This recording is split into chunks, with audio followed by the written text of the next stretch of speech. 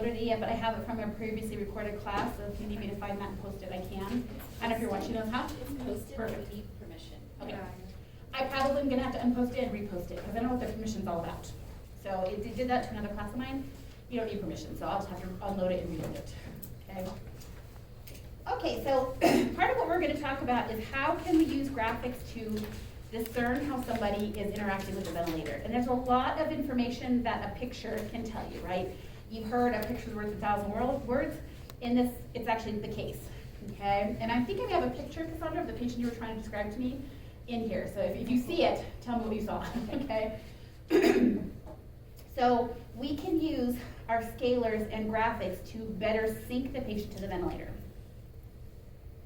So we use it to confirm what mode we're in, and yes, you can tell by the picture what mode you're in, okay? We can determine synchrony, or more importantly, asynchrony. We can look at if a patient's triggering or not, and remember I drew that little, like, notch down, that can be a trigger, and I'll show you that on the vents. Measure work of breathing somebody's having to exert by looking at a loop. We can adjust tidal volume and minimize overdistension, and we're going to get to that picture in a minute. And then look at effects of bronchodilators and how they help or don't help. And also detect any equipment issues, and write down on this slide, water in the tubing. Water or mucus in your circuit has a very distinct look on graphics.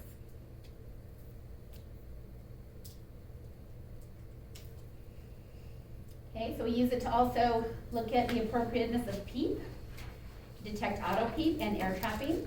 You can use it to look at the adequacy of eye time in pressure controlled ventilation, or really any mode where you have the opportunity to set eye time. We can look at leaks by graphics. We can assess inspiratory termination criteria if they are being terminated too quickly. Oops. And we can also determine the appropriate rise time that needs to be set. And remember, rise is another way that the ventilator gives the breath. So if you give a higher, faster rise, the breath is like poof, as opposed to slower. Okay, so just a way to make the patient more comfortable. Now we have scalars, and we have things that are measured, and then we have calculations that the vent does. All of this stuff you already know. You know about how to look at tidal volume, compliance, resistance. Most ventilators will calculate some of that for you. The volume is returned to the ventilator, is gone through a transducer that actually measures the volume as it goes by. That's how the vent knows how much volume came back once it left the patient. Okay, compliance or resistance, the ventilator does calculations in the most cases. Sometimes you only get one compliance, so you might get static, you might get dynamic, you could get resistance. It just depends on how the software is set up for that vent. So out of the formulas, and I get this question all the time, what is the stuff that we need to know working as a therapist? Compliance and resistance are definitely calculations that I use, okay? If you work at heart, things like SVR and PVR are calculations that you're gonna use, okay? Mean blood pressure, mean airway pressure. The ventilator calculates that, but you might have to do it yourself, okay? So our scalars, the typical top 3 scalars that we see, and most ventilators default to this, is pressure, flow, and time. They're displayed graphically, and we're going to get into what that looks like in just a minute. They call scalars or waveforms compares, that's what they're called. We are looking at any 2 parameters on a given picture, okay? So it'll either be pressure time, flow time, volume time, okay?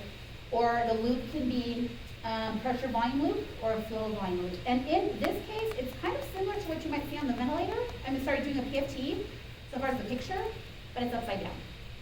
Okay, so on the ventilator, it's upside down, and I'll show you that. So our 3 key parameters that we look at is tidal volume, pressure, and flow. And I drew that really ugly picture today. The top one was our pressure, the middle one was the flow, and the volume one that was just a mountain is volume. Are they generally like in the same order? Typically, but you actually have the power to change it. So if you're working and you really want to see tidal volume first, or you're really worried about air trapping and you really want to see flow first, you can put them in the order you want. The old Puritan Bennett's defaulted to 2 scalars. So you got 2 of the 3 that you wanted, so you would pick. Yeah. I'm going to show you how on the servo you can actually display all 3 scalars and both loops at the same time if you choose to. You can watch it every breath. So the types of waveforms, and what this means is pressure time, flow time, or volume time, okay? This particular one is a flow time scalar. Okay, remember up here is inspiration, down here is expiration. And then our loops are typically flow volume or pressure volume loops. So I'm going a flow upward, and then I'm getting a volume up here, or I'm delivering so much pressure in order to get a volume. You guys already know that even in volume ventilation, a pressure is pushing that volume into the patient, right? If I'm in a pressure controlled mode, then I have a limit on how much pressure is going to actually be delivered. Okay? And I'm going to show you that in coming up. So if you're looking at a volume mode versus a pressure mode, you get different pictures. And that's what I mean. You can actually look at this. And in fact, this was on your homework, I believe. And it may pop up on your test. I can't remember if I could get this graphic to load, but I show you one of these and just ask you if you're in volume or pressure. Here's how you tell. In volume ventilation, you typically get that more of a rising ramp and then a decline. This is flat because of why? What is set? Think of the servo. Pause time. So this has a permanent pause set. So every breath you're getting that pause. But normally you wouldn't. It would just come back here. Normally it would just go up like this and then just kind of gently slope down. Okay. So pause, it's evidenced here, and it's evidenced by the flat line. That is all showing you the patient has a built-in pause. So if you were to see one piece of that graphic, you would be able to tell me that they have a pause built in.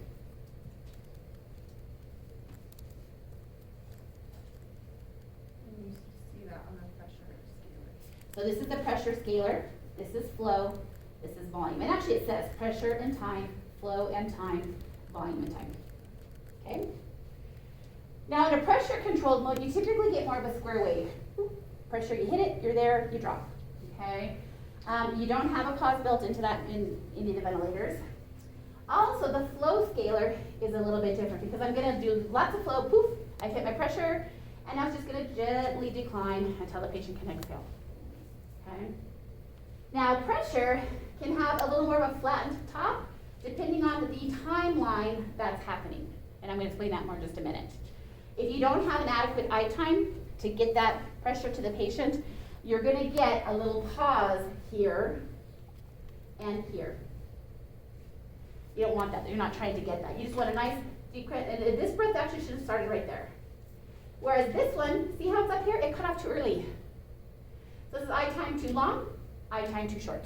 Write that down. Okay? Eye time too long, eye time too short.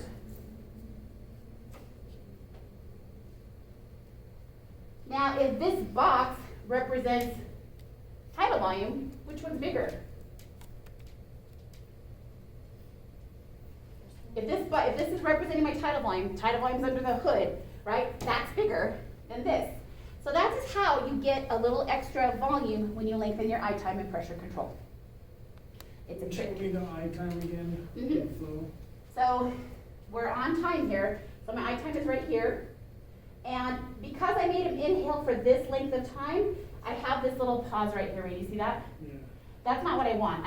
It should have just come down. That breath actually should have started right here. Okay? Now this one's too short. So what happened was this breath cut off before the person was ready to be done. Okay? And that's the difference in the plateau here versus a little peak. The size of the breath, the bigger the square, the bigger the breath. Okay? That's a heck of a lot of data from one picture, right? And this is how people in PRVC can become a little bit desynchronous or unsynchronized because of eye time changes and pressure changes. Remember in PRVC, VC+, the ventilator is trying to give the breath with the least amount of pressure that it has to. Which if you're breathing a normal respiratory rate, that's perfectly a wonderful mode, and it takes very little pressure to do so typically. If I'm trying to breathe 40 times a minute, and I'm like, the vent can't keep up. It's like, wait, she wants this pressure. Wait, it's going to take that pressure. I got to go low. I got to go high, and the vent can't keep up. And then people become asynchronous instead. And we don't like that. No bueno.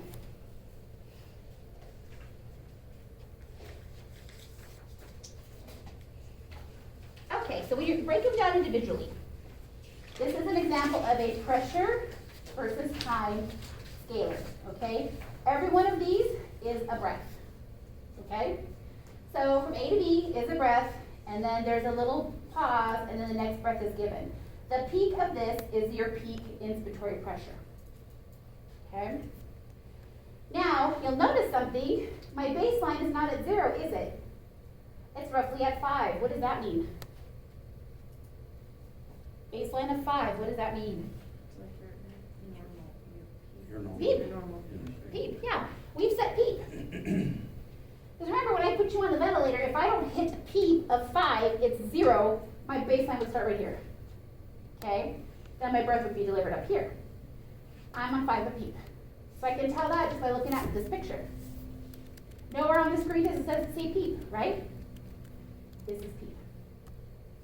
Okay? Now, what peak pressure is going to happen is dependent on how high I get up here plus my baseline. So when you're looking at your peak pressures, you really were adding the product of the peak plus whatever peak pressure it took to deliver that breath. Okay? The difference in those two is now being referenced as the driving pressure, different than your set pressure. In COVID, they are talking about the difference between here and the plateau as a driving pressure. It said people want to go, I meant plateau. That's the delta. The delta P. So, but it's delta P differently than what we call delta P traditionally, where we're setting the pressure on pressure control, okay? What they mean when they talk about the peak versus the plateau pressure, that difference is they're considering now the driving pressure. And that's specifically for COVID and those ARDS patients that are so sick. Okay, so if you hear somebody say they have a driving pressure or a delta P of 15, and you're like, well, wait a minute, they're in volume control and they have a PEEP set, that's not what they're talking about. Okay, they mean something else. So every time I see one of these go across the screen, that's a breath. So I also could calculate out what the rate is, right? This is a 6-second timeline. I've got 2 breaths in 6 seconds, so how many are they doing a minute? Yeah. Yeah. So 6 times 2, I'm sorry, so that would be 2, and then I'm gonna go another 5 of those, right, to get to, or however many get to 60. Okay, so you can tell what the rate is too, just by looking at the picture. So if the board gives you something wonky, like just a piece of one of these scalars, stop and think about it. You know a whole lot of information just from that picture, right? That's what I'm saying. They're really nice. Now, in pressure control ventilation, you get a little different look. They tend to be a little more squared off, okay? Now, if the patient is actually triggering their own breath, you get this lovely deflection. Do you see that? Okay? So if the patient initiates the breath, you get a deflection because they have either had to make a change within pressure or a change of flow in the circuit in order to make that happen. Make sense? So in this case, I'm sorry, if this is 30, 20, 10, this is 5 a PEEP, okay?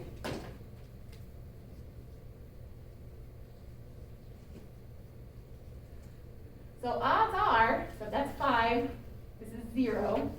So let's just say this is 1, 2, 3, 4, 5, something like that. They are set most likely at a -2 for sensitivity. Because they had to deflect down 2, either in flow or pressure, however that you set the vent up, in order to make that happen. Okay?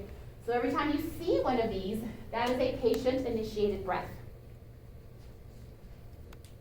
Now, whether it's a machine breath, excuse me, in other words, just another machine breath, the way it's set, or a spontaneous breath, depends on if you have SIMV and you've added pressure support, because they're going to have a slightly different look. Okay? Again, but this is a patient-requested breath, that's a patient-requested breath. Any other breath that is just initiated by the ventilator won't do that. It's going to look like that. Okay? Does that make sense? Everybody okay so far? Any questions? Okay.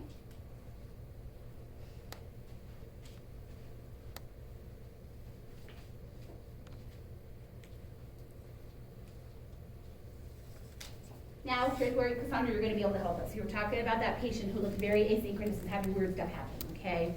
when you are looking at, do you want, are the lights all on? Do you want me to turn the lights on? Can you, is it hard to see? Are you okay? Do you want me to flip off one of the lights? I think my eyes just suck. Well, no, because I sat in this room for 2.5 days listening to Kettering talk, and a couple things I've decided. First of all, these chairs are hideous. Secondly, it is really annoying to watch somebody walk and talk.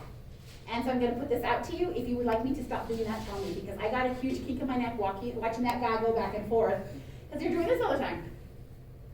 Obnoxious. So yes, if you prefer that I stay stationary pretty much, or I sit down when I talk, you can tell me and I'm totally game. Yeah, being in that chair has taught me some stuff. I can't see, but I think I'm before. How's that That's versus way better. that? I think, is it okay? The first one? Okay, yeah, the first one. Yeah, as long as you can still see, take your notes.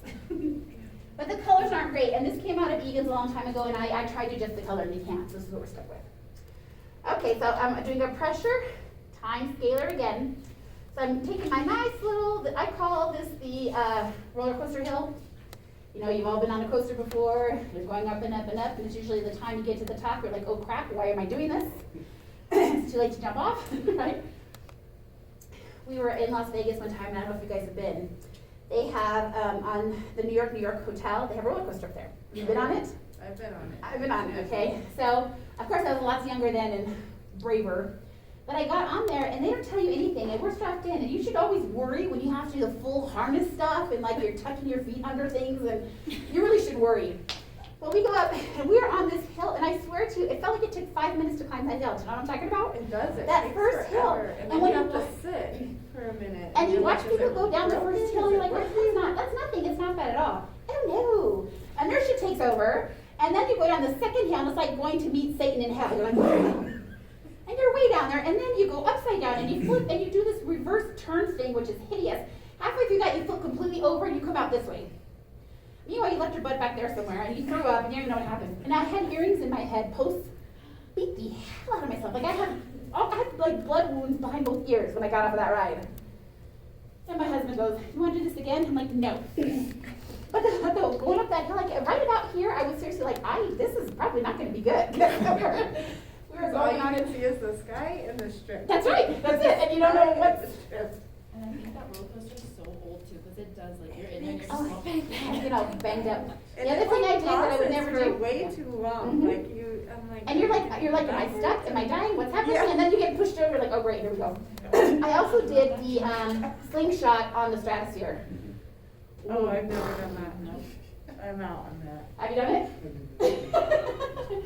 Again, you should have taken a hint from the people who were on it before you. So I'm watching these people come off, and they're like staggering and stumbling, and there's this huge thing you have to listen to. Take off your glasses, take off your shoes, take off your jewelry. I'm like, are you launching me to space? This is really scary. And I'm like, oh, we can do it. You know, I'm young, and I got this handled, and there's only 16 seats. And there was a little girl on there, so I thought, if she can ride it, right, we can ride it. And behind me are about 15 drunk Marines who are next to go on after me. And my husband, I get on this thing again, and you had to like leave all of your loose stuff on the ground. Like even your hair tie, like you had to get rid of all of it, like it was going missing if you got on this ride. And then you would count down, and I watched the people who rode it before me, and it was like 10, 9, 8, all the way down to 1. They took off, no big deal. Okay? We get on the damn thing. And I'm looking at 15 drunk Marines who are just giving me a rash of crap because they know I'm scared, right? And they just give me a hard time. And we get in there, and again, you are strapped into the gills, like you are holding on. I have it all sucked in and sucked up and tucked in. I'm like, I can't breathe out, this is horrible. And we go, and the countdown starts, and you hear these rocket boosters fire off, and you're like, what the shit is that? And it goes 10, 9, and I don't know if there was an 8, I didn't hear it. We took off. And for about a second, you're at 0 gravity, and you really feel it up there.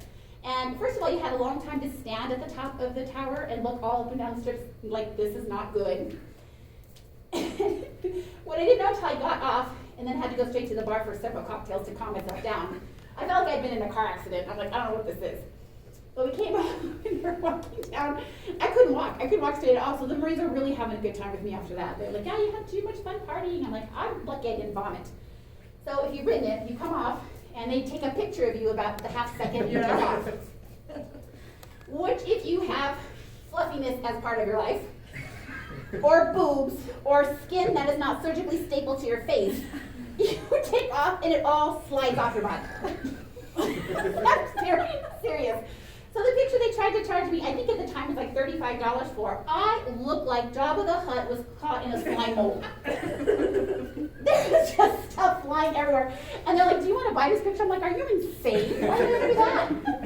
You're like, I should sue you. I know. I'm like, and it's worse because you come out and they're showing everybody's picture. So the whole world got to see me looking like Jabba the Hutt, and stuff was just flying off my body. Although then it occurred to me why they made you take off all your loose stuff, because your glasses would have wound up, in Henderson or something far away. Yeah. Yeah. So note to self, don't do that again. Certainly be skinnier and go when you're really young and all your stuff is tucked where it's supposed to be tucked. Because yeah, it's not pretty. They had a roller coaster up there too, but I'm like, not on your life. Because that sucker slid off the side of the thing and I'm like, I am not doing that. That's the one I wanted to go on. That one that went all the way around the top? It was like broken down. Yeah. That's another thing that terrifies me, because my girlfriend's husband was the slots manager at the time. That's how we got to go up there. I think that was all free stuff. And that thing breaks down all the time. And one time it got broken where the people were dangling off the side for hours. They couldn't bring them back up. So you're literally face down looking at the strips, waiting for the brakes to let go. Yeah, what? I did like the slingshot thing at the fair, and the guy was like, okay, on 3, 1, Yeah. and then launched us. And all of our pictures, I was crying. Yeah, I was like, it is. so I know. I hated every And why do you want to second buy of it. something like that? Oh, And yeah. then they like brought us down, and the person I was with, they're like, let's do it again. And I'm like, no. And they're like, all right. And they literally shot us off again. And We you did didn't it you twice say in a no? row. You just say, "What No, the oh, heck?" I was saying, I was cussing, I was crying. If I wasn't so strapped down and terrified of like losing my straps, I would have beat the hell out of me. Yeah. Because I was Well, so there's a lot of like mad. funny videos like that on the internet where the men, big old burly men, are crying. Oh, I was bawling. Yeah, I know. It was horrible. They like fly up and their hair like falls off. The toupee takes off. It does. It was Like birds hit horrible. them. I used to love going to the fair though, because I've lived here for a really long time, and I always called it, and you girls know what I'm talking about if you grew up here, the tarantula girls that had their hair poof, Yeah. and they would get on a ride and it didn't move. It was like Tammy Faye got a hold of their bangs. Like, oh, yeah. I saw Stuck it up there. the other day that if you have bangs like this, it's time for a calcium chewer. Right, right. No, they did not. It was all aqua netted up there, and you would just Yeah. stay. They looked like they had an extra hook. What are you doing with that? Yep, yep, all aqua netted up there. All right, enough of stories. Anyway, back to ours. But yeah, I will never do that ride again. I don't care what happens. I'm not doing it. All right, so you have adequate flow. You have a nice trip up your roller coaster, which started the whole tangent in the first place. But what if you don't have enough flow? You're going to get this awful little scooped out weirdness that happens because the patient is wanting that, and you're going. And they're like, well, you just hurry up and get there, okay? So that is a very good sign that somebody has flow that is not adequate, okay? So it's gonna look like a little loop, It's gonna look like a cutout, like a little. yeah. So it could either be, yeah, so it's gonna be like this, or worse, like this. Either way, this is 2 examples of the same problem. It's just not gonna look that. It's not gonna look like a loop It's not like that, gonna it'll look just be like a either roller this one coaster. or this one. Oh, Yeah, it's just not right, okay? And you guys have been around some vents now, as you've been around some of the clinical sites. Have you seen patients who are struggling to breathe? You didn't know about graphics then, but can you imagine that's probably what it looked like? Yeah. Now is this what you were seeing? Except it was flipped, it was on the It was on the expiration. That's crazy. I don't know. That's the exhalation side then. Yeah. And it's happening on every single breath. Every single one. I wonder if he had like a big monster moco floating around in the lung. Or in the tube, and every time he went to exhale, it was slamming. Almost like a ball valve effect in meconium aspiration, where you get a ball of something, and he's out trying to blow out against it. It's going tink tink, tink tink. I don't know. Because she had just drained it, and she had just suctioned too. Yeah. He really didn't have much coming out of there. so meaning like the patient like exhales completely. And then there was just a little hitch at the very, As very if- end. As if they were Full like exhalation was taking about, like a little. Like right here? It would just kind of peak and then finish. Yeah. And then have the little thing. Because see, if you were doing that with a mouthpiece, I would think that you had your tongue in the way. Like you see that a lot in PFTs. Your tongue gets in there and then you get something weird when you're trying to blow out. But I don't know, the other thing I would think of, was he trached? Mm-mm. Okay, Because the other thing that would make me think of that is if he had an airway for a really long time and had some sort of tracheomalacia problem happening. Because when you exhale, your trachea collapses. So it doesn't so much happen when people breathe in usually, but when they exhale, the trachea gets flattened for that brief second, and that might have been. But if he wasn't tubed forever, then that's not it either. I can't remember, do you guys remember, this was the one where his tube was like kind of weird, like it was almost like folded down. So Oh, maybe yeah. that was It it. was almost folded down. Like it was too long, or it just was The way like they had it shaking. taped, it was like Yeah. almost like kinked over. Because I think it looked like he had a bunch of like sores on his face, so I think they were trying to direct it away from that as much as possible. Because it was all taped down here, right? It was taped to the lower half of his face, so I think Do you that's remember, was he why. spontaneously breathing, or was he in volume? No, he was volume. He The was only not thing too breathing. is, that, so if anything is gonna obstruct the tube, it will make stuff like that happen. That's why I said, if you're looking at this, either they're air hungry or on our circles, when you get that weird whip at the bottom, it could be mucus in the patient, mucus in the tubing, water in the tubing, something's caught up in the HME, the filter, yes, so they're trying to exhale and inhale against it, and you're gonna see all this weirdness happen. I don't know. The last thing I would have tried was to release the tube and see if it went away. Because if it was kinked really, like say it was taped down to his chin instead, you're gonna have a hard time exhaling through that. So if I was trying to fix that, if I would have looked at the loops, I would have been able to see like if it was water, I would have made that. Oh. Yeah. You're gonna have a whole new appreciation when you go back to work now, because you're gonna be like, I'm gonna look at all these graphics. Because in the classroom, I can show you some of it, but it's really hard to manipulate what a real patient does graphically. So now you guys are going back out to clinicals, make sure you get into those environments and start looking at graphics. See if you can find somebody who's good at explaining it to you. Not a lot of therapists are, because it's just something that they don't really talk about. But if you find somebody who's really good with graphics, have them take a moment with you and go in and show you. I just did this with one of our graduates from another program actually. She's like, I never even learned any of this. She went to C&M, she's like, we talked about this so superficially, so I spent an hour with her in each room, vent by vent, and I pointed out all the stuff that was weird. So, okay. So that is going to be your pressure time scaler. May look a little different depending on the mode you're in. Flow time waveforms can show you the type of breathing that they're doing, whether it's spontaneous or mandatory. Whether you have auto peep, also called occult peep, intrinsic peep, unintentional peep. There's a million names for it, all bad. You can also use it to see if the patient responded to bronchodilator. If there's an air leak or if the patient's air hungry, you can also tell with these pictures. Here's what I mean. So this is a flow time scaler in volume ventilation. This is an example, somebody just drew it out, but this kind of looks like what a Draeger would look like. If I have a normal flow, okay, I've set it the way I wanted to set it. Remember, flow should be directed for a patient somewhere between 30 to 60 liters a minute. Now, they don't always tell you where you set the flow. You may be doing it indirectly by setting the tidal volume or the I time.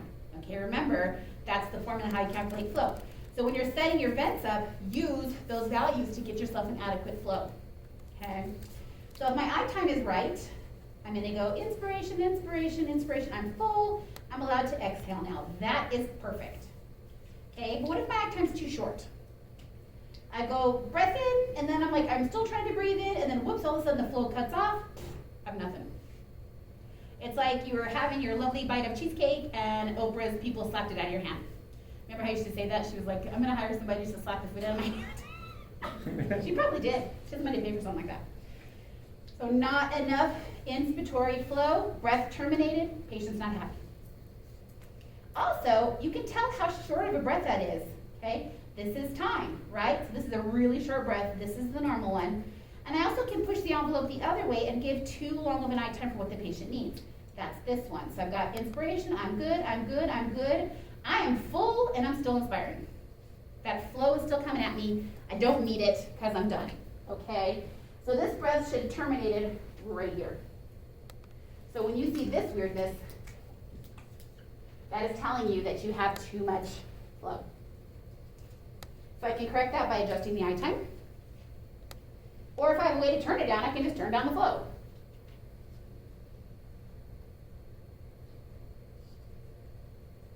Now, I think it's coming up on the next slide, but when I have air trapping happening, that's the one where it looks like this, and that next breath is initiated, and I didn't get a chance to reach baseline. Okay?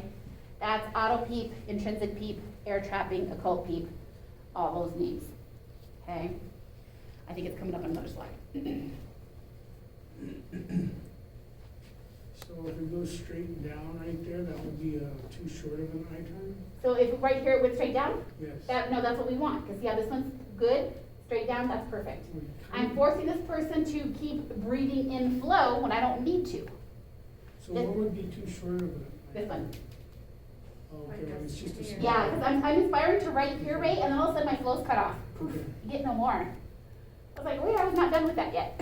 So on that last one, when it like moves over, is that because the vent is like forcing them all Yes. to exhale? Yes. Okay. So we are not letting the patient exhale. So it's like your breath in, and then it's not letting you go. You're like, I'm done. I want to end this breath, and the vent's not catching up. And that is a problem we have done. Okay, we've said it incorrectly. We're not allowing for proper eye time, so that's why inspiratory time is such a big deal. So when that's happening, what other things are gonna be messed up? Like, are you gonna see the minute volume? Is that gonna be off? Like, Anything that's related to the breath being delivered will be off. So your tidal volumes could be off, which will affect minute volume. Your rate could be affected because you're forcing people to hold their breath when they don't want to. And remember, this is also, when you have a built-in pause in volume ventilation, it will manifest itself this way. Okay? So if you take the built-in pause out, this will go away. But again, I don't think most daily therapists have this kind of a grip on graphics. Mostly because a lot of us are ancient and there was no such thing when we started. You know, I showed you those vents I started working on, didn't have any of this stuff. And to be honest with you, I didn't understand graphics until I came to teach. And I had to learn them so I could teach you. I'm like, oh my gosh, there's so much useful data here if you just pay attention to it. Okay, so this is a volume ventilation breath. Okay, got my inspiration, expiration, I look pretty good. Descending ramp also, so sometimes you have the opportunity to pick the ramp. You can tell it you want it to be a square wave or a descending ramp. And it's really a matter of preference for the patient. I don't know that it makes a ton of change for them, but this is you get everything you want to, constant flow, it's there my whole inspiration. Or this one I get a lot of flow, and then I'm gonna kind of taper it off a little bit to the exhale. In my opinion, patients who are breathing normally like a descending ramp better. If you are kind of trying to breathe fast, you might want the constant flow, which is the square. Spontaneous breaths sometimes have this kind of a pattern where it's more of an even keel, but it's not all a bam, we're hitting it. You may see more of what we call a sine wave in a spontaneous pressure supported breath. So really it's patient comfort. Yeah, all of these little minor things that we can play with on a vent is to make your patient sink better to the ventilator. And you get those people who are like, and you've heard it, I'm sure. They'll walk in and say, they're just like that. They've been breathing like this the whole time. Well, that's because some idiot before you didn't bother to try to fix it. Nobody should be breathing like a maniac on a vent unless you have exhausted everything else that you can try, including drugs. Nobody should suffer being on a ventilator. And you have already seen it, I promise you. You've already seen it. Where somebody didn't care, and the favorite thing they're going to tell you is, well, that's what they're like. Well, okay, but if they were on fire, and they were on fire yesterday and you did anything about it, that's not good. Right? We talked about ventilator asynchrony and everything in the universe that goes wrong with that, right? All kinds of nasty things happen to the body when you have ventilator asynchrony. Why do you think these people are so sick in the ICU? Because we created a problem by putting them on a vent, and we don't address the asynchrony that happens after that. Okay? And Now- would you say that that is laziness, or they just don't know? Probably both. Probably both.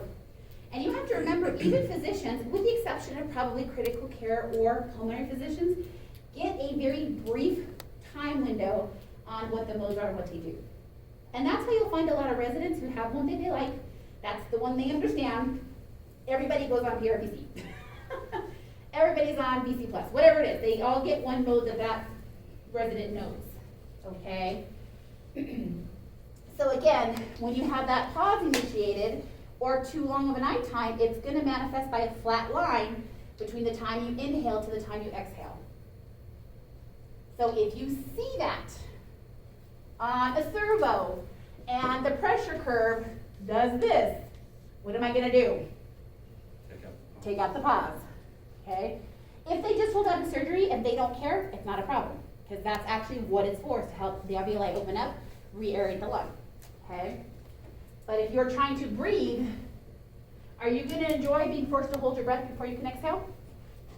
I'm gonna come off that bed and slap all of you and say, I told you differently. What would be an indication to put somebody on the descending ramp? Like who's somebody that would be comfortable? Somebody more awake, in my opinion. I don't think, I mean, I've done this job forever, and back in the day, we could pick 4 ramps. We could pick a square, an ascending ramp, a descending ramp, and the sine wave. You could pick 4. Most ventilators now default to 2, the square or the descending ramp. I can't prove to you one way or another that any one is magical. I just know that when I'm standing there fiddling with your ventilator trying to make you happy, I will try it all. And if for some reason that's the magical trigger that fixed you, fine. You said with that one, it delivers the breath really quickly. Yep. It gives them time to. Yep, to exhale. So think about your COPD people who need time to exhale.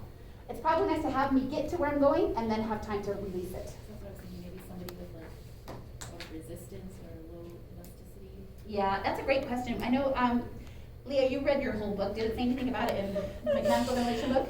I can't remember. I read that chapter. It's been a long time. You know, that chapter was a little tricky for me to understand. They kind of got a lot of extremely technical Yeah. and things. So Egan talks about it too. Let me I reference was that, getting Cassandra, it. and I'll get back to you next week. I was getting like kind of lost Yeah. in that. I can't really. It just helps you I read with how the the whole flow is chapter. delivered, and most of the ventilators, if you are not allowed to pick it, it defaults to what the manufacturer thinks is best for that breath delivery type. So you may get to say, you may not get to say, does it make a world of difference? I don't know. It may just everybody's different Yeah. type of thing, and it just may make somebody a little bit more comfortable. Right. Like Same thing with rise time. Rise time, you're taking somebody from a not up to a 0 rise, I'm sorry, I think it's 0.5 rise to a 0.4 rise. That's hardly any difference. But that little bit of change in flow that happens on the servo can make all the difference in your patient comfort level. it may just be more natural to like what they normally do. And natural for them for that moment, right? Tomorrow morning, you may look like a whole different human on the vent. So you have to, yes.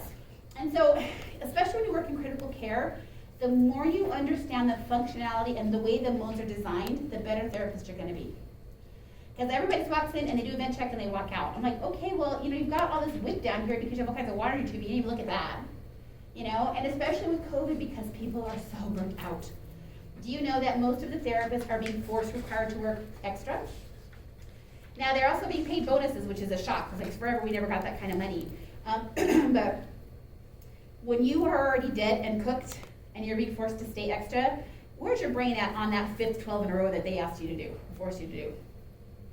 Yeah, and then you got people who are taking $4,000 traveling contracts, thanks Ray, to Espanola, because I mean seriously, that kind of money, I'm like, bye y'all, I'm serious. If I didn't have a mom at home that I needed to be available for, and Pima is really generous to me, if I need an hour lunch to go, I can go, I'd be like, I love y'all, but I'm gonna go play in Espanola. That is some stupid money. I'm thinking about the crap I could pay off making $4,000 a week for 13 weeks. It would suck, but for 13 weeks, couldn't you do it? I could do it, you know, but I still like teaching. We'll see. Talk to me next week. See how it goes. And they tell me, my students are like, well, you can't go anywhere until I graduate. I'm like, yes, but every class tells me that, which means I'm never leaving here, so it's not going to happen. Okay, so when you're deliberately trying to get a hold maneuver to get your plateau, if you have to hit the button at the right time like the old servo, you need to coordinate it. Now the new vents just know, okay, on the next breath, I'm going to do this hold maneuver for you. If you don't get it long enough, you have to actually get that plateau or you don't get an adequate reading. Here, it just falls off, right? So this is a little, I hit the button, but I didn't hit it enough. Here, I hit the button and the vent said, I'm going to wait till next breath and I'm going to do it, okay? That's adequate. So the difference between here, which is your PIP, this is your plateau, this is now what they're calling delta P. I was at work one day and somebody's babbling at me about delta P. I'm like, they're in volume control, and I had to think about, I didn't hear the whole conversation when I walked up. And then I had to ask a couple questions, like, oh, okay, so you're just saying, what's the difference between the peak pressure in the system and where I get to plateau? I don't want that to be a huge gap. right? Because plateau pressure is really referencing my alveolar pressure. And if I have monster plateau pressure, then my alveoli are under tremendous distress. Does that make sense? So a really high plateau tells you that the alveolar pressure is monstrously high. A high plateau tells you that. And we don't want that, right? Because how am I going to pop your lung? Just like that. And in my opinion, that is how a lot of our COVID patients are popping pneumos. Yeah. So, just a question, Mhm. like for the 840, do you have to, does it do it automatically, or do you have to? It should do it on the next coordinate? breath. Okay. Yeah. The 980 will certainly do it on the next breath. The new servos do it on the next breath. The AV will do it on the next breath. Our old servo, you have to kind of coordinate it, and it depends on what mood it's in, whether it's going to do it or not, but it's just old. Okay? Now, the other thing to remember is that if I have a built-in pause, and I don't catch that, and I go to get a plateau, and it doesn't give it to me, it's because I'm already getting one every breath. Okay? A note to self, if you cannot get a plateau to read, it may be because your person's breathing too fast and there's not time for a pause. Okay, so I have you guys, as students come to me all the time and say, I can't get this to do a plateau. I'm like, well, what's he breathing? 40 times a minute? I go, there you go. You have to be able to exhale, and I have to be able to hold that inspiratory hold for a minute. Not a minute, like a short minute.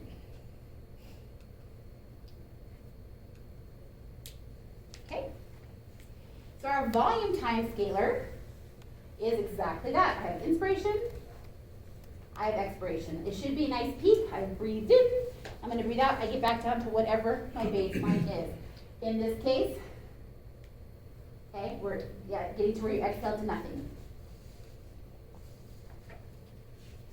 I time is from the start of the breath to where you start to exhale. That's your I time. So graphically, you can also tell if your I time is adequate or not by the slope of your green line. Okay? So if I have a really short I time, poof, then I'm going to have this kind of weirdly coordinated E time. Because remember, I still have so many breaths a minute, right? So this is still my total cycle time. If I screw this up, this is going to be affected, correct? Okay? As opposed to if I have a nice I time, E time situation happening, I have time to do both. So you can also get funky patterns here on your volume scaler if I time is messed up and if you have a leak. Okay? Go back to this in a second. So if I have a leak, I may get to some point where either this is not completely going to where I need to go, and I'm trying to come down here and it may cut off. You're going to have something weird with your mountain if you have a leak. That is sometimes where you can subtly see a problem with somebody with a cuff leak. Okay, it's not really evident, like they're not losing truckloads of volume, but you look and your volume curve is just not looking quite right. Okay. So rise time. Rise time always confuses everybody. I love this picture because in my opinion it explains it in one shot. Okay. So if I have a 25% rise, I'm getting to pressure here. Okay. Look what happens though. What's going on right here? My flow's not quite right, is it? Okay. Rise is a reference to flow. So if I play with the rise, the flows will change. Okay. All right, fine. So let me do it faster. I'm going to go in at 50%. Well, I got a higher peak. I still kind of have this wonky little pause happening. Now, if I overshoot the mark, then I've blown way too much flow at this person. I've blown too much pressure at this person, as evidenced by this little funny hook. Who has seen that hook on a ventilator patient? Probably weren't looking for it. I have many times. What that's telling you is you are overshooting your target. I don't need all that. And that's why a rise of about 40% is pretty good for most people. Okay, That's meaning like your flows, your So- rise time's too high, or or what's too high? Rise. You're overshooting your rise. So rise time only goes up to 0.4 in most ventilators. We target it at about 30 to 35%. That usually stops the overpressurization that's happening by delivering too much. Okay? So Leah, think about it as rise time, it messes with flow. So if I turn up rise time, I get more I time. So poof, it's happening like that. Okay? Let me say that again. So, You're getting too much. I'm getting, I- see how tall and skinny this is? I'm like, poof, Yeah, I've already you're gotten just there. Getting it like that. Yeah, and I don't want that, right? I need to actually let you take a full inspiration instead of going, slam, here's your breath. Whoops, sorry, too much. So increasing the rise will decrease the flow? Increasing the rise turns up the flow, which decreases eye time. That's what I was trying to say. Increased rise equals increased flow, which decreases eye time. And that's why this one is tall and skinny. So you're still getting the same amount of flow in the You're getting the same amount of volume. Same amount of volume. Yes. But it's just like that flow is just either getting it right in there. Yeah, like I'm gonna slap you with it, and you're not gonna appreciate Where that like part. the first one, it's gonna just cut you off real fast. Yeah. So flow is happening, and it's a pretty decent breath. This one looks a little better. It's hard to tell. But again, these are moving screens, so these are going left to right. Right. The rise time won't affect the minute volume. No. No, it won't. But it will affect synchrony, and will affect how comfortable somebody is. Okay? Can you say that again? Increased rise equals increased flow. Increased rise time increases the flow, which decreases the eye time, because I'm getting there faster. Okay? And you also know that, and you guys will see this too, I've overshot the mark, and I get this weird whip. Poof. Okay? It's like, here, bam, here you go. And it's like if you dropped a basketball, poof. That's what that is. Okay? I don't need that much. I've overshot all of my targets. So when you go to clinicals and you work with your ventilator people, ask them to explain rise to you and see if they know that. I'm always interested to see. I could have told you what rise was before I came to teach. So couldn't that pop along if the rise time is too, if the eye time is too short? Well, anytime you have too much pressure in the system, you can. Having it go really quickly is not such an issue for barotrauma purposes. It's more of an issue for patient comfort. But if I'm not paying attention to the peak pressures in the system as a total unit, I'm gonna still have problems, okay? Remember, we set our pressure limits on purpose so that we're hoping to save people from popping lungs. However, you have all seen a COVID patient that had a pneumo, right? So somewhere we're missing the ball, and this could be part of it. Okay, I don't need to overshoot the target. Air trapping we talked about, okay? So I want to exhale, and my breath should go like this. The next breath should have started right here, but no. I went over here, and I didn't make it back to baseline, and my next breath shot off. So if that keeps happening, you're going to keep extra gas in the thoracic cage that you're not intending to do. I've had this happen where I walked in, somebody's graphics looked like this. I actually had to disconnect him from the ventilator, and when I did that, I heard a pshh. Like if you've taken off a PMV after somebody air traps, they actually went pshh. I'm like, oh, we need to let you exhale longer, okay? And so when I put him back on the vent, I gave him less of a rate, because he wasn't really helping overbreathe, and I lowered his eye time so that he had longer to exhale. And then I went back to more of a normal pattern with him. But he was like, you know, it was just awful. It's like you being too full. It's like you being, you know, having a steak dinner and you are done and somebody keeps force feeding you steak. Like you're just done. You can't do it anymore. What happens? You throw up. Let it out. Now, on our volume time scaler, you can see if we have a leak or air trapping. So it did look like this, right? Cassandra, where you were suddenly just dropping off?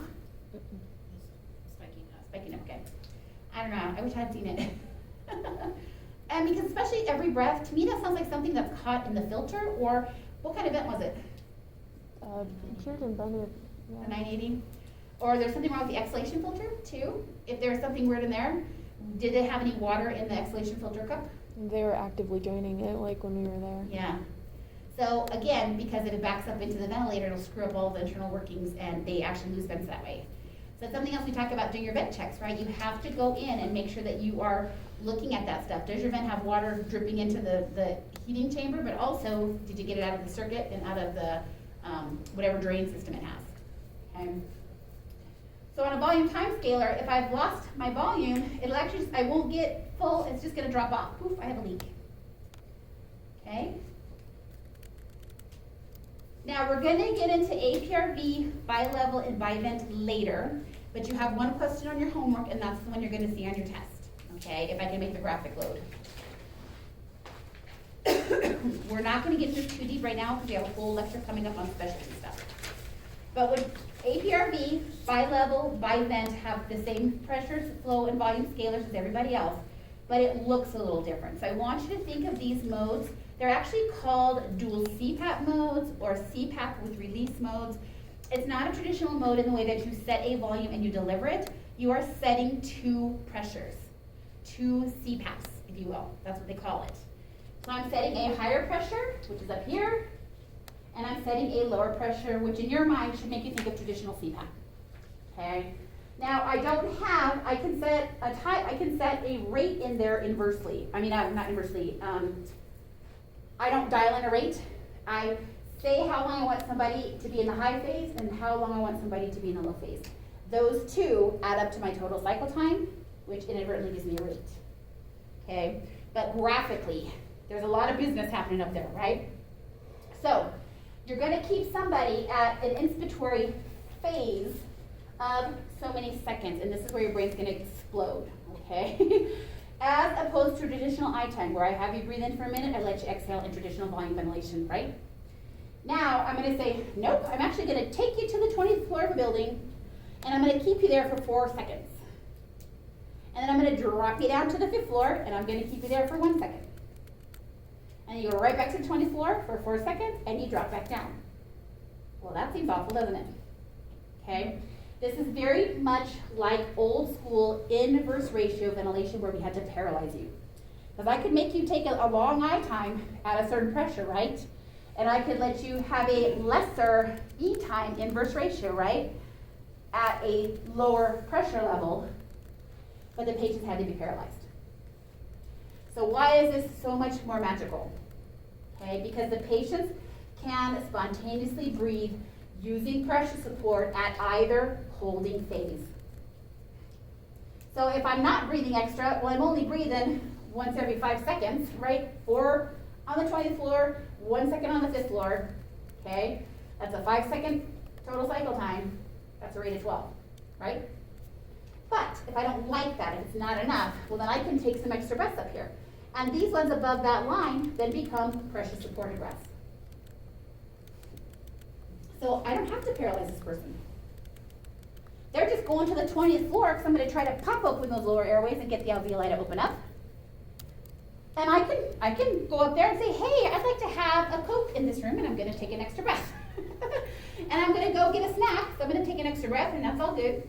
And I can have a couple more extra breaths as I walk across the 20th floor. And then I take the elevator down to the 5th floor, and I can actually take extra breaths there too. If I want to pop in a breath right here, I can. It's allowed. So the volume breath for this one actually could be a little different than the volume, spontaneous volume up here. Because I'm already way up here at this higher pressure, then I drop to the 5th floor, well that same pressure support of 10, I can get a bigger breath, right? You guys all tried the vent or IPPB, or you did BiPAP too, right? So a little pressure of 5 or 10, you had monstrous tidal lines returned, right? So up here, I get to breathe all I want. May not be a huge breath, but once I drop down to the 5th floor and I take a breath, I can get a pretty nice tidal volume out of that. Okay? So, Miss Kathy, please ask me, why is this mode not used? For the same reason y'all looking at me with that face. Nobody understands it. Okay? The other thing, this mode was designed in order to help patients who are actively declining and going into an ARDS state. This would be perfect in COVID. Guess who uses it in COVID? No. Nobody. Guess who's even done a study on it? They don't like it. They don't know how to use it. It's not rocket science, people. It's really a nice mode of ventilation as long as the patient's trying to help you breathe. If they're not, well then it doesn't really do you any good. I think they use it at UNM because that's what that patient in Espanola, with that same thing, Ray was saying that he should have put him on. Yeah. They should have put him on this bi-level like a long time ago. Yep. But the providers there Don't know it. didn't know enough about it. That's So right. I even asked them that, I'm like, what's the problem? Like if that would have been helpful for him, why would they not do it? Is it because they don't understand it? She said, yeah. Yep. You talk to most therapists, they don't understand it. Can bi-level be used as a non-invasive? That's a great question. I don't know. That's a really good question. Because we had a guy at Loveless on something similar, we were debating on whether it was BiPAP or CPAP, Yeah, and it had the two different, It's numbers. called AVAP. AVAP, yeah. So AVAP is nice because it targets a volume for you. So you can tell it you want the person to get 500, and it will take the pressures up and down within a range to make it happen. So this is not quite the same because I'm shoving you to the 20th floor and I'm making you stay there for somewhere between 2 and 4 seconds, okay? Then I'll let you ride the elevator to the 5th floor, and it is that shift in high to low that has ventilation improvements, okay? But being on the high floor helps oxygenation. This is why I said people don't understand it. I even had a long debate with one of our nurse practitioners because we had somebody who was just starting to get ugly. They were COVID, they had just gone on the vent, they were just starting to look, like the x-ray wasn't even that bad yet, but you could tell. Oxygen requirements were starting to climb, they were starting to look ugly. I'm like, hey, let's flip them over to APRV. You know what answer I got? Oh, he didn't like that, we did it yesterday. I'm like, you were telling me you put this person who was intubated last night at midnight on APRV. She didn't know. She didn't know. So I politely explained to her how it worked. And then she informed me that I'm going to paralyze him, and I'm like, well, never mind. There's no point. So this is not helpful if the person's not helping you breathe. And that's something that sucked too for him. And at the time, there was another doctor there. He's really cool and really like he trusts the RTs there. Yeah. And he finally, one of the other travelers, she's from UNM. He told her like, go ahead, try it, but it's too late. Like, I mean, this guy couldn't get above 70. Yeah, and I think that's why this mode is not loved yet, because people wait too long to try it, for one thing. Two, they don't know how to work it.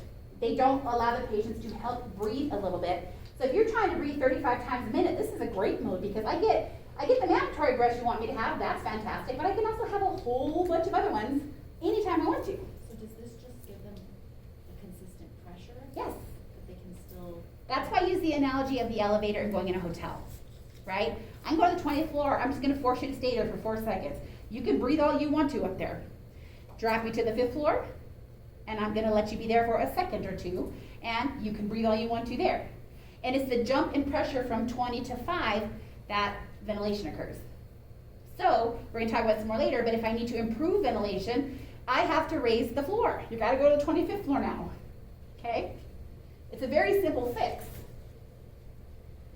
So, rates can vary quite a bit when you're in APRV or bi-level, because if they wake up and start to breathe, that's fantastic. But like I said, people don't know about it. They don't understand it.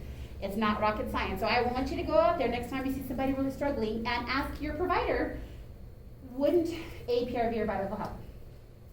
Now don't do that if they're paralyzed, because they're going to look at you like you're stupid, because they can't breathe, okay? Yeah. But also with bi-level, you don't set an actual rate. Like I don't dial in a rate on the Avia of 10, but the I time that you're up at the top floor and then time at the low floor, add those up, you get total cycle time. That's how you get the rate. That's why you have to learn all that off in math, okay? I think on the 980, and we'll have to pull this up when we lab, I think you get to set the I time and the pressure you want or something. You always get to set 2 of at least 3 variables to make it happen, okay? I like this picture better because it's a little more defined. So also you'll hear CPAP high or CPAP low, or PEEP high or PEEP low. Those are just the 2 floors we're putting the patient on, okay? So I come up, I'm up here for so many seconds, I breathe at my pace as I want to, I'm dropped lower, and I can breathe again. So this is what I was saying, because without all of this pressure already in there, I get the extra pressure support. That breath could actually be bigger and more comfortable for the patient, okay? Now, if they're not breathing, it's gonna look like this. It'll just be flat, okay, which may or may not be helpful. So remember, all modes, anytime a ventilator company comes out with a new mode, it's because they're trying to sell it to you. That's it. They want to sell it to you. They're trying to name it something amazing. But whether it takes off or not, depends on the facility you're at. Like I said, you guys are going to go to UNM, ask the UNM traveler. I bet you they probably run pressure control in one mode and PRVC in the other. Or, you know, they like the whole mode, everybody in there will be on that mode. It's silly. What do we have all this technology for if we're not going to try to use it? And that makes you the expert. Okay? There's another example of what it might look like. That's something I've heard too, is if you can prove yourself as a good RT, Oh, yeah. the providers will start to They'll trust you. And you can pretty much have carte blanche with what you need to do. And like I said, you're going to have to prove yourself. Another hint too, and you guys will be facing this when you go to the hospital and play with vents. If you have a suggestion you think would be good for your patient, make sure you have a reason why. And then when you say, hey, I would like to do this, they'll usually say, okay, if you're saying something logical. I work with a guy, I don't know him yet, he goes to heart, but he had a patient who had I don't know if he had a stroke or an opposite injury. Anyway, the guy was brain dead. And breathing in a very weird, brain dead kind of, not brain dead, but he had had some huge hit to the brain. So like a chain stroke pattern or something weird. He was breathing, it was a neurogenic breathing for sure. So he took it upon himself to put the patient in a spontaneous trial. Well, the patient immediately stopped breathing, coded, and died. So what he explained to me in report, and I was going off shift, so I'm like, what the hell? But that's what he did. He thought he would think better because he was spontaneously breathing if we just flipped him over to a mode where there was no help. And it killed him. The guy arrested like an hour later and he died. Yeah. Well, all of you are making that face because it makes sense to you that that's stupid, right? Yeah. Watch out. Everybody's shifting hospitals right now. I'm going to tell you, some of the ones who are leaving their previous place of employment was because they were about ready to get fired for being stupid. So watch out for those ones. They're there for the money and they're not good RTs. So watch out for those ones. Okay? Now everybody else knew he's basically brain dead, was looking like he was gonna rest on the vent with support. Why the hell would you take somebody out like that and put him on spontaneous trial? Well, he was still breathing. Yeah, for about 10 more minutes. That was it. Oh, so stupid. I also heard about a story one time where, and I think I told you this happened at the old AMG. And I only knew this because I worked with a girl who worked with this girl that did this. She had gone, they took the lady out for a procedure. She'd been in an accident and she kept going back for surgery. So at AMG, the old one, breathing fine, spontaneously on her vent, riding it like a champion, everything was great. Well, they took her for surgery, paralyzed her, put her on all kinds of propofol, brought her back like that, so when they hooked her back up to the vent, the RT didn't change the modes. Guess who coded? Yeah, they lost her. It never occurred to her to check the mode. I'm like, oh, for F's sake. That's like the first thing you should check. Right? What do I tell you? Put the patient on, you see chest rise, you see return volume. Am I doing what I'm supposed to be doing? But still, even in transport, I'm sure they brought her on the mode she needed to be in. Yeah. You could just put her in the same mode she was in. They tell you. I know. Anyway, so she was, quickly fired for being stupid. And it wasn't the fact that she was uneducated, it just never even dawned on her. Like, she never put the two pieces together that was really bad. Yeah. Scary, right? So as you get out there, you start to see people with vents. You bring back those stories you see, because I'm telling you, you're going to see stuff that's going to be like, oh, did I just, oh shoot, I shouldn't be looking at this, right? But travelers, by and large, are wonderful, especially the RTs who've been around the city a long time. They know their crap. But there's also ones who are about an inch away from being lynched at their former place of employment, and they took that as an opportunity to jump ship with somebody else's money. Loveless paid people $25,000 for a 6-month contract. And I've only met a few, and so far I'm not impressed. No, not impressed at all. I will give you an example. One of the ones they hired was working with a female that he thought was cute. So he instant messaged the RT in the chart, in the patient's medical record, and said that she's really nice and he would like to get to know her better and would she meet him for coffee. That's gonna stay there in that patient's chart forever. Right? Like, Pendejo, seriously, what? What are you thinking? I'm so scared to even chart the wrong word in a chart for fear some lawyer's gonna get a hold of that. What if a lawyer gets a hold of that chart? Once it's an epic, it is in epic. Like, it is not leaving ever. It's like you delete your pictures and you get a new phone and everything you deleted for the last 5 years pops back up. You're like, I didn't want a picture of the menu from last week that I ordered food. No. It still comes back. It all comes back. It all comes back. Like, it never left you, so yeah. So again, use your brain. When you're charting, don't put something completely stupid. Don't be asking people out. And it's like spin out for your vent parameters you made. Yeah. Mode is the second one. It is, yes, absolutely. Yeah. It is. All right, guys, we'll take a break. We'll finish up that graphic little piece. What about the scalars? The 3 scalars that we use the most. Actually, I think I'm going to leave this one. Remember I showed you the half one? That's a lot of paper. I think I'm going to leave it as 4 big sheets front to back. That's 8 vents. Fold them in quarters and put it on my little clipboard. I think that might actually work out better. I'm going to try that this weekend. See what I think. Instead of the really big packets I've been carrying around. I was trying to get 3 because Krista the senior, made 3 on a single sheet like this, that fits on that little clipboard perfectly This way? too. Yeah, but it's too much, I can't, it's too much, too tiny. Okay, so in loops, we have 2 types, we have a pressure volume or a flow volume loop. Now this picture, right here, has been on every single board test I've ever taken, every single one. Okay, so normally, in a mandatory volume breath, you have what looks like a football that's tilted on its side. Okay, that's normal. But the question is, what does this little thing mean? And when it looks normal, like a perfect isosceles triangle, that is an assisted breath. This part is showing you the patient triggered. Okay, so I'm just going to show you that and ask you what kind of breath it is. And everybody picks spontaneous. That's not correct. It is an assisted breath. The patient asked for it, but it walks like a duck and talks like a duck. It was the same breath they got the time before. It was just extra. Does that make sense? Be clear. You will find this on your board, I promise you. Okay. Now the one to the right is typically more of a kind of an up and down circle for a spontaneous breath if you're looking at it from a loop perspective. So the components of it, when you're looking at a pressure volume loop, you've got pressure on the lower part up here and volume on the higher line, okay?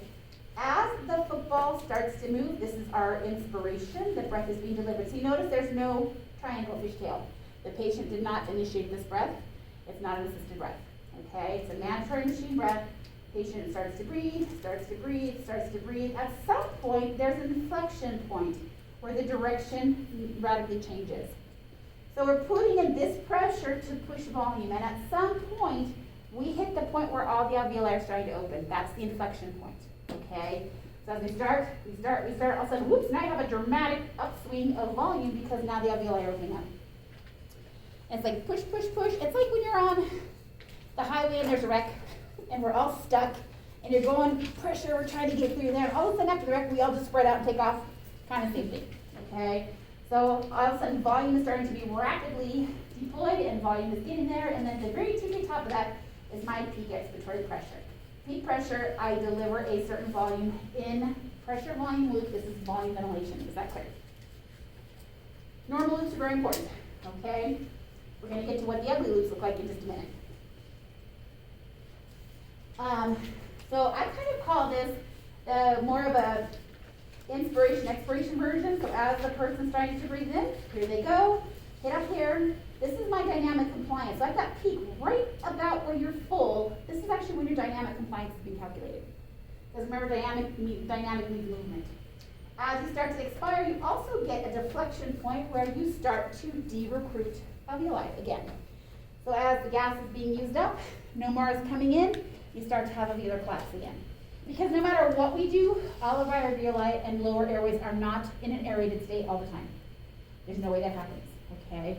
But they also don't collapse all at once either, or you constantly, it would take so much more pressure to breathe than it does, okay? So the fatter the loop, the more pregnant the loop, the more resistance is higher.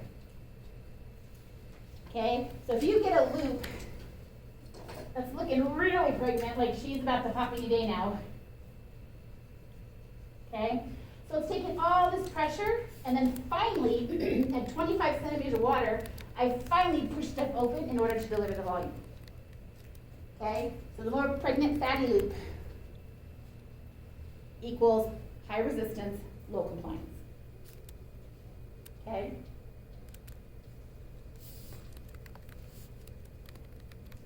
Again, the picture can tell you a lot.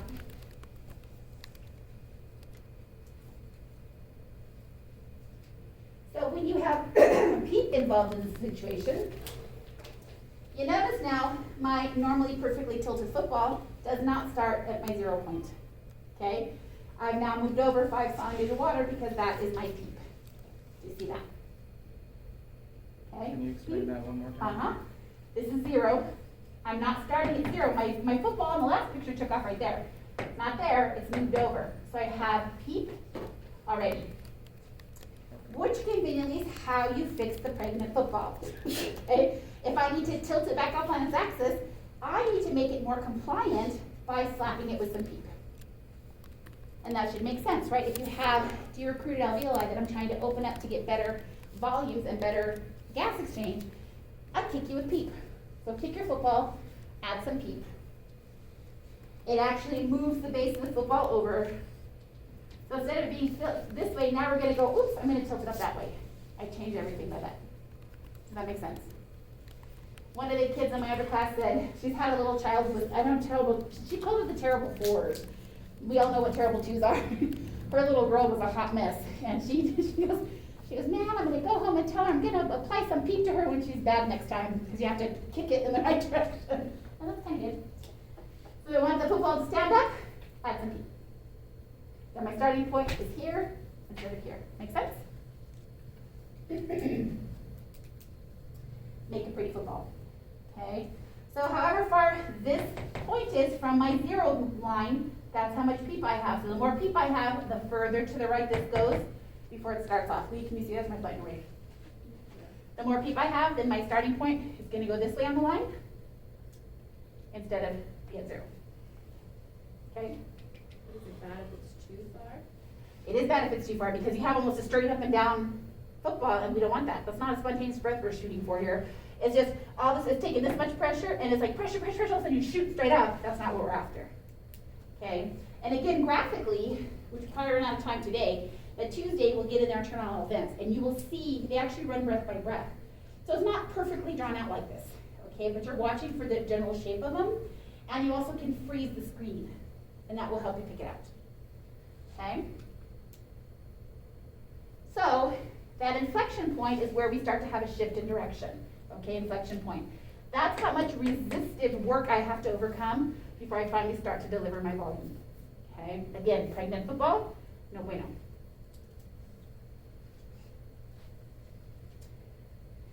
How quickly the deflection point hits is a reference of the elastance, because normally your lungs recoil by themselves, right? You passively exhale. We put somebody in mechanical ventilation, all those things get flipped around a little bit. And you know their compliance is bad because they're on a ventilator for some reason, right? Sorry, it's not on the phone. I wish I could read.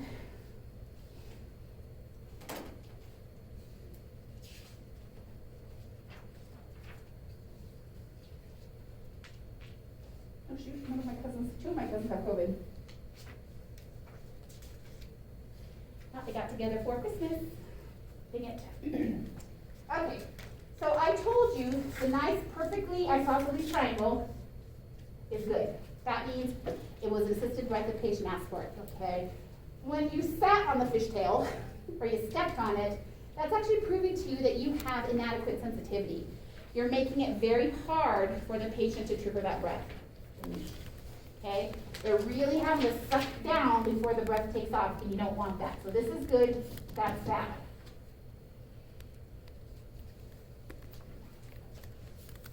How many people have seen a therapist try to lock out the patient by sensitivity by making it really hard for them to trigger?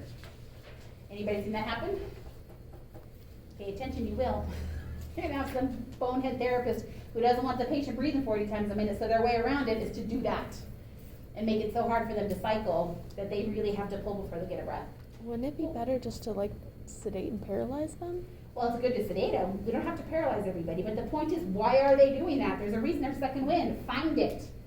Don't just make it so when they're sucking wind, they actually have to suck harder. What happens to their work of breathing? Poof. I just made it all worse. Okay? Now, again, our pictures tell us not a lot. If I don't return to my baseline, my football doesn't reach the bottom, I have an air leak. And this I can demonstrate for you on the vents. All you have to do is open up your temperature probe port. You'll get that. So if I do not return to baseline, I have a leak. So on your test, you're going to see the same exact pictures that are on your homework, and you just have to tell me what they represent. The next one is coming up. Okay. That's why I gave it to you as homework, because you'll be able to practice. Again, increased resistance, pregnant football, no good. I still am delivering the same volume, but look how much more pressure I had to apply to make it happen. Okay? So if you start to see lots of pregnant footballs happening, that's your patient's work of breathing is bad, the resistance is high, compliance is turning to crack. Go look at the COVID vent patients. See what their graphics look like. Okay, especially the ones with that awful whited out x-ray. It's not pretty. I have a question. Yeah. What is the PTA? Higher total pressure, so peak airway pressure. So peak trans airway is what it stands for, okay? So here, if I was in a normal football, my pressure would be, let's just say 20, okay? But now it's taking 30 to get the same volume, and you can see it evidenced by pregnant football. It's taking a lot more pressure to get the same volume delivered in volume ventilation. Does that make sense? Yes, thank you. Yeah, no problem. Dr. O was just asking me about you guys. He's always the numbers guy, thinking about how many students we have, how many of you are gonna survive, who's gonna drop out because they're never here because they've had COVID 14 times, or at least that's what they keep telling everybody. But I assured him, and I fully believe this, that you guys are all gonna be fine. You're probably one of two of the best classes I've had in recent classes. I'm super excited about that. So don't screw up, because now he thinks you're gonna do fine. No, you're gonna do fine. I fully believe it.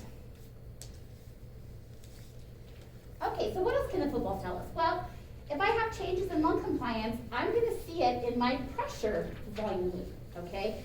Last time it was volume loop, now it's gonna be a pressure loop when I preset the pressure.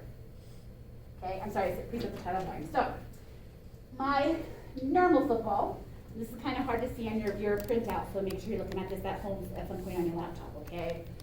The green one is my perfectly normal good football, okay? But as resistance goes down, if I have less resistance, it doesn't take as much pressure to get to the same gain, right? But when I'm worsening, my football is becoming more pregnant, it's taking a lot more pressure to deliver the same volume, okay? So you may have to correct that. Maybe they just need a bronchodilator, okay? Maybe they are in CHF and they're super fluid overloaded. I can give them a diuretic and work on that, right? So how am I gonna correct that? I don't want this peachy salmon color. Blue. Yellow's always good, okay? Green's perfect.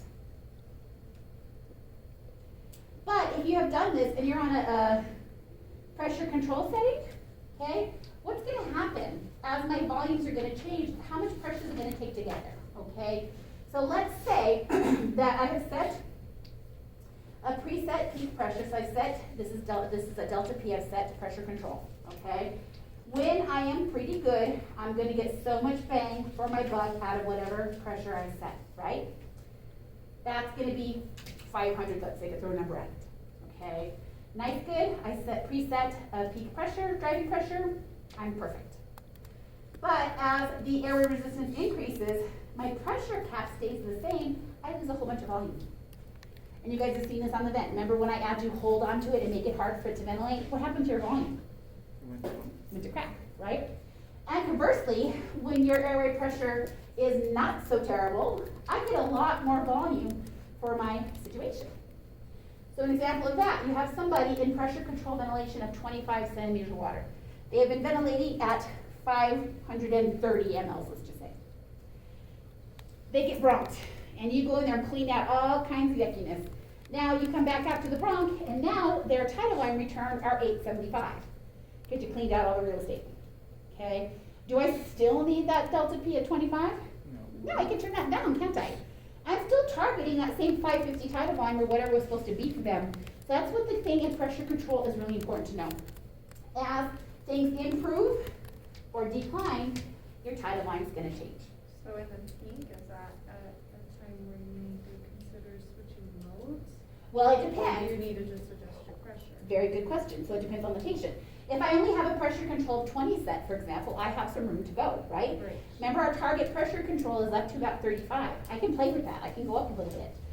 But if I'm only a couple, maybe I'm 30 or 40 mLs away from where I want to be, I'm not going to panic about that too much. But if as my shift goes on, I notice that now I'm ventilating at 400 mLs, 350, 300, something's wrong, okay? Either their compliance is going to crap, their resistance is most certainly going up. I have to try to fix some of those things, or I got to turn stuff up. We had a COVID patient 2 weeks ago when I was there. This poor little lady was in pressure control of 35. Her PEEP was like 12 or something stupid because they couldn't ventilate or oxygenate her. Guess what her tidal times were? Guess. 300, Huh? 300. No. How about 190? What's dead space? I told this once before. What's dead space normal of dead space in a human as average? Not like 6 feet or, no. So from here to the terminal bronchioles in an average human of average height, so somewhere in the 5'5" range, it's about 150. So how much ventilation was I actually doing? I told the doctors about it, they're like, yeah, we know. She was dying, there was nothing anybody could do about it. I couldn't take her peak pressures up any higher, her delta P. I tried just as a dumb thing to do, I tried to switch it to volume, that was a disaster. Because the vet immediately shot off peak pressure because it couldn't do it. So she was only getting 40 mLs? Pretty much. Well, the ventilator was reading 180 to 190. But if you consider dead space, on average is about 150. I wasn't doing anything for her. Guess what her end tidal was? 80. Yeah, it was no good. The whole situation was bad. I'm fairly certain she passed away the next day. There was just nothing else we could do. She was totally maxed on everything. And she was paralyzed too, because you don't want to have control over somebody's pressure control ventilation at that level and have them trying to help you at all. It's not going to be good. So yeah. Now, another favorite board question. I've seen this a lot. What happens if I get a bird beak? Okay, I don't have my normal pretty football. I now have this layer of kind of a pointed top part. What does that tell me? Well, that tells me that it's taken, we're given a lot of pressure, but I'm really not getting any tidal volume bang for the buck. Okay, so there isn't any reason for me to blow the doors open that far, because I only got 20 more mLs out of it, or whatever. Okay, some small, tiny little volume came out. So what I need to do is actually drop my driving pressure back. I'm not gaining anything by over-distending. And over-distending the alveoli, I cause mischief, right? I pop stuff. So you correct it if you're in pressure control by decreasing the pressure. This is the first thing on your homework, okay? Or if I'm in volume control, I can lower the volume a little bit. Maybe they don't need to have that extra 50 mLs shoved in there. Okay, I don't want the bird beak, you have to correct it. Another favorite of the boards. Okay? And then, what did you say with the volume ventilation? So if it's volume ventilation, I have to lower the volume that you've set. I was looking at one the other day, it would like loop and then like make the. So it's kind of like this, and then it took off like that, and it's kind of like this, almost like a figure eight. Only the figure eight was like right at the top before it would peak, it was weird. Oh, like this, like it would do like this and then come back. Mm-hmm. Well, it's because it's a measurement each breath. Like I said, they're not this pristinely perfect. What you want to do is freeze one and look at it. Okay? But if anything is taking off, where it's going, even if it's going like this, kind of like a figure eight up here, that's still over distension. Yeah. Another really important one. Okay? Questions so far? All right, let's talk about the loops. You actually can flip it to another screen and get a flow volume loop. And see how I said it kind of resembles a PFT loop, except for it's upside down? Okay, so this is a little different. So this is flow on this axis. This is volume on this axis, okay? So the person is breathing in, okay? And then they exhale. And then they breathe in, and then they exhale. This is the peak flow. So the amount, the fastest they're blowing out is going to be the top of your spike, okay? You're exhaling to FRC. Tidal volume is referenced from left to right on the loop, just like it is when you're looking at a PFT, only this one's upside down. Okay? That's what a normal flow volume loop looks like. Now, it can tell me a lot of stuff too. So if instead, my brown loop is the perfect one, but you notice the blue one, at some point it kind of cuts off and I just end in the story. So this is telling me that I have a leak. Okay, so when you look at your homework, that's what those pictures are telling you, if you didn't already do it. Okay, so I have a normal loop, but no, I don't. I have a leak. Poof, I just stop. No bueno. So I have to fix this. And if it's kind of subtle like this, it's probably an issue with the cuff or something's not tight enough. But I have seen it where the person takes a breath in and it gets like right there, all of a sudden, poof, it stops way over here. Well, that's something really big. like their tube is out or something's happening, okay? Now also it can show you if somebody's air trapping. So remember on the flow scaler, okay, if we didn't get back to our little baseline before it took off again, that's air trapping. Here, you can see it on the loop. Okay, so normal, and all of a sudden I go to our exhale, all of a sudden I actually don't get back to baseline. But you can imagine, just like on this guy, if I had longer to do it, I would eventually get there, right? Here, same thing. If I connected myself all the way out and gave him longer to do it, I would eventually fix it. Which is the whole point of why you change the eye time, let him exhale longer, increase the flow, or sometimes you can add PEEP and just change where the floor starts. That helps. What if our loop is really ugly and scooped out? The black one is normal, okay? And I suddenly, first of all, I don't get all the way in there, and then I kind of just have this weird little cutout. To me, this looks like the COPD flow volume loop, but upside down, okay? That's telling me that I have to overcome an awful lot of resistance in order to exhale, so I'm fighting something. It's hard for me to blow out. Okay, scooped out pattern, decreased peak flow, looks like a COPD loop upside down. Okay, that tells you how to increase airway resistance. And another way to say increased resistance is what has happened to compliance. Right, Brian's correct, down, it's decreased, right? If resistance is climbing, that means compliance is going to crack, okay? So you can see this question a couple of ways. It could be, what does this tell you? Well, it tells me I have increased airway resistance, or that I have decreased compliance, or both. So on the homework, which Which one was it? so is it this one? I know when you say scoop Yeah. down. It's that one. It's this Yeah. one. So Okay, this is the- leak Okay, trapping. got it. Yep. Yeah, those didn't copy that well. Our printer was getting a little crazy with the toner. That's why I said, please reference these pictures to your PowerPoint in your computer so you can see what the colors are. This is increased air resistance. Okay? Now we talked about this, but this is another really famous one, stuff that's in the circuit or in the patient wiggly, like a mucus, okay? They breathe it okay, but they go to breathe out and like, whip, whip, whip, whip, whip, whip, whip, whip. So you can imagine water in the tubing, right? The airflow is trying to go through it and it's just smashing the tubing up and down, smashing the water. That's what that is. Easily correctable by suctioning, draining your circuit, which you always should do anyway. It's one of the things you do when you do vent check, right?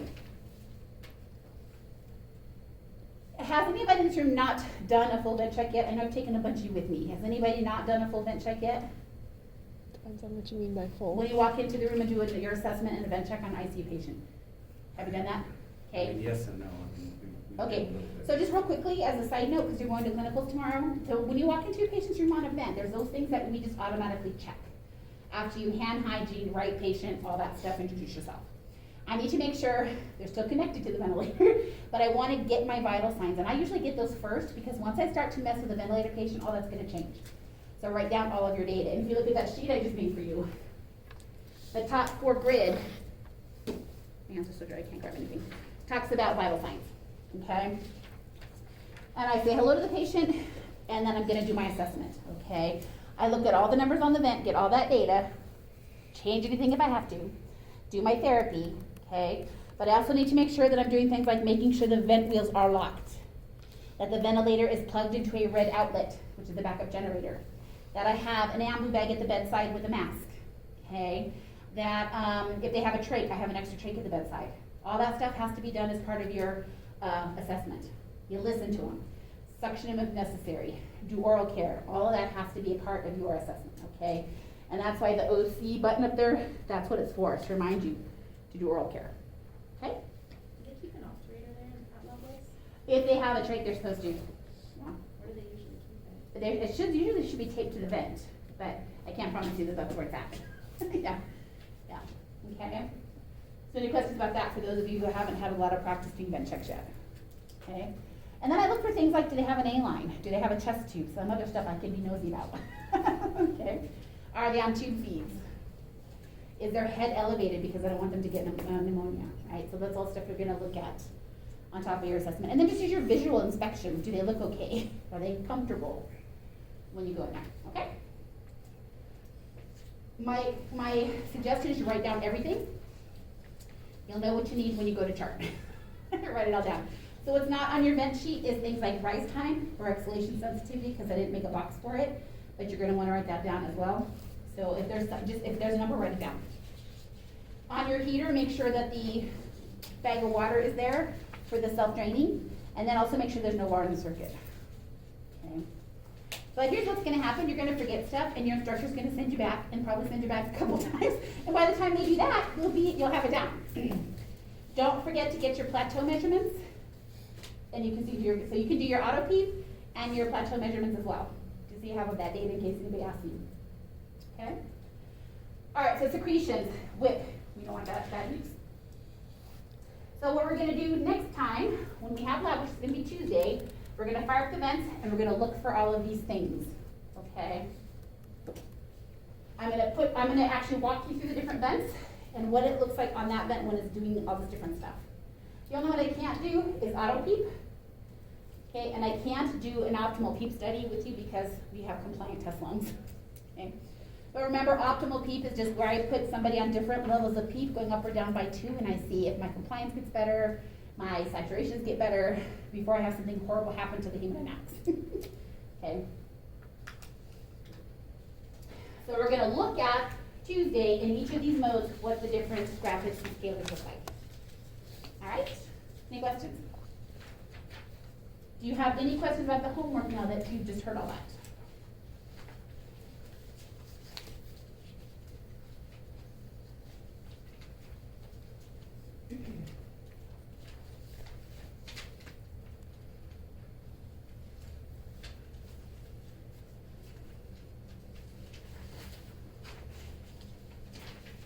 Good.